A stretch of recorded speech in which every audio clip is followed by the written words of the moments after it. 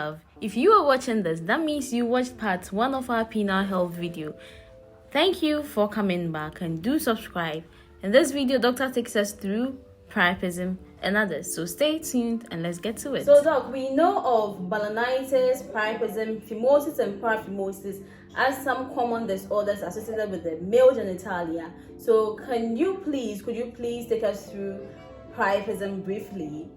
Priapism, right, is a medical condition and is actually defined as an involuntary prolonged erection that is unrelated to sexual arousal or sexual stimulation and is unrelieved by ejaculation.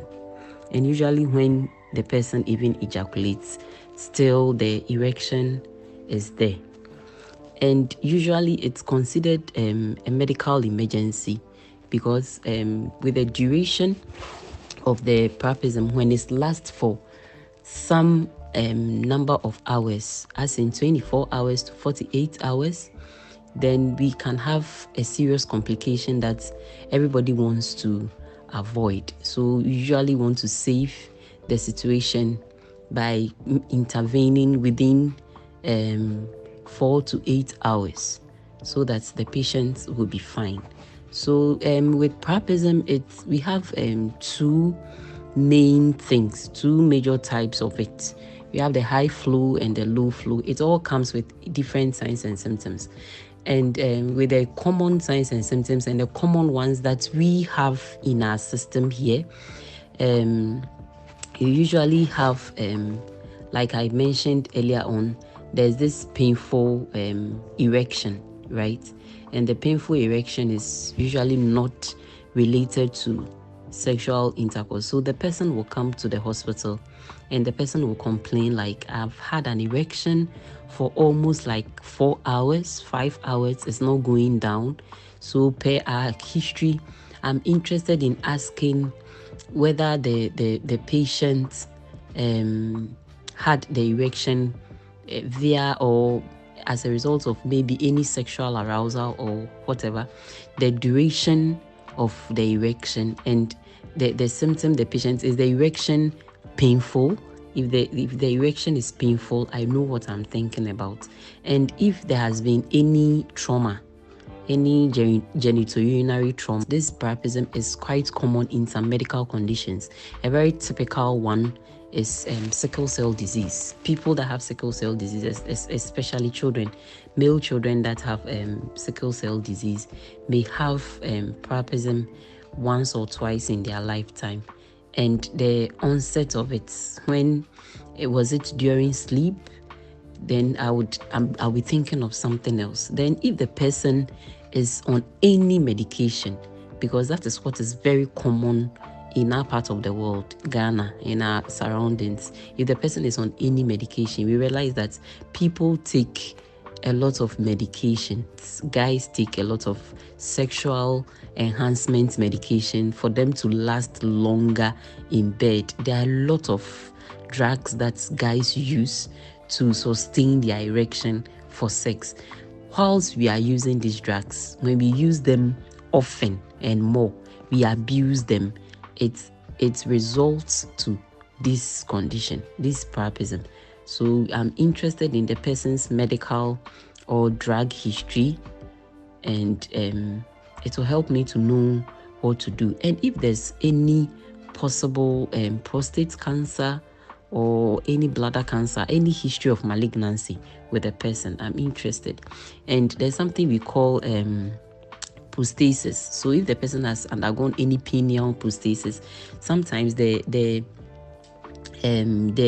permanent erections that occur with that procedure mimics Priapism. And if there has been any urologic surgery, all these things can predispose a person to getting Priapism. So when I'm doing my physical examination, I'm looking at the penis, the color of it, how the color, I'm looking at the rigidity, how rigid it is, I'm looking at how sensitive it is. Then if there's any discharges, if there's any lesion or both. Then I'm also looking at any possible trauma or an injection site on the penis, because you cannot know what human beings can do.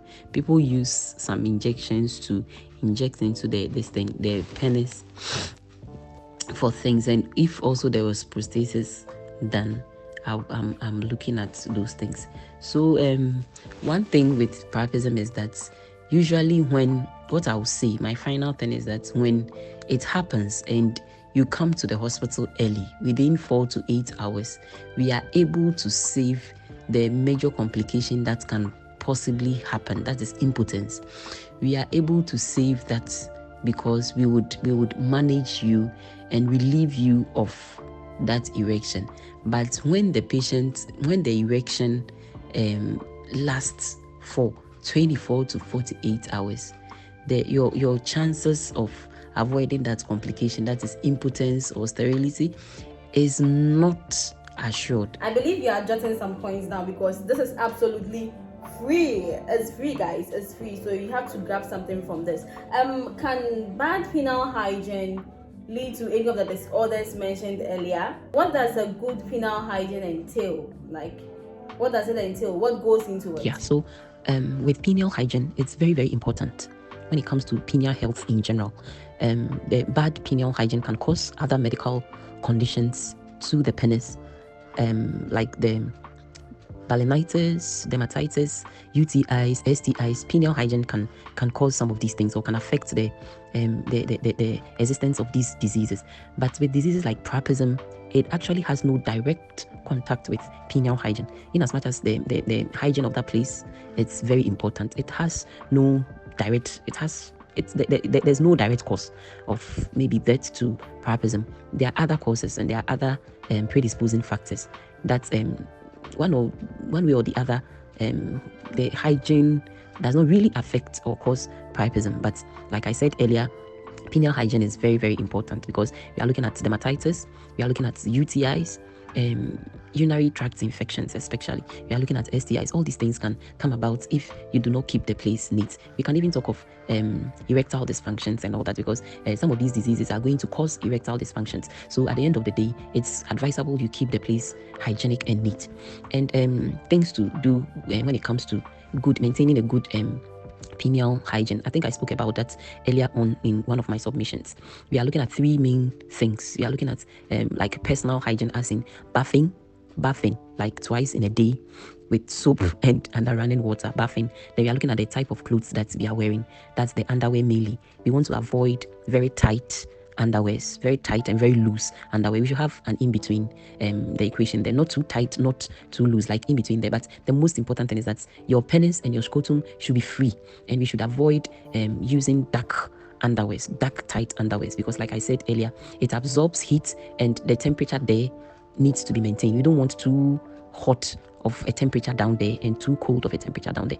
The temperature needs to be optimized to prevent a lot of things from happening. Then the next thing we talk about when it comes to penile hygiene is to avoid indiscriminate sleeping around with women without using protection. If you want to sleep with a lot of women, please use protection. Let's use condom. And the important way of using the condom is to start the act using the condom. You don't go in there and come out later and come and use the condom, because when you do that, the only thing you are preventing is a pregnancy and all other STIs you are predisposed to.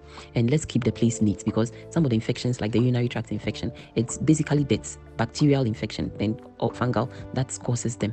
So we are cleaning, we are bathing, we are using good and proper underwears, and we are avoiding indiscriminate sex or unwarranted sleeping around. And please, let's avoid using these sexual enhancement drugs, like drugs that we take to keep our sex, how do I put it, to last longer during sex. It doesn't help.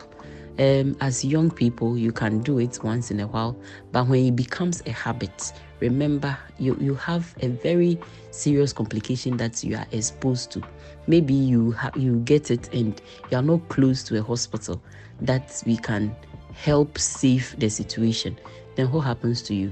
You've wasted your life. You can't give birth to a child. So please, let's be careful and take care of ourselves as males. Thank you. Thanks a lot for your time, Dr. Vera Asantewaa-Badu. We learned something from it. Thank you very much. So, loves, eat well, stay hydrated, and stay protected. Remember to always shine bright like the star you are. It's been me, your girl, Jean. Meet you next week.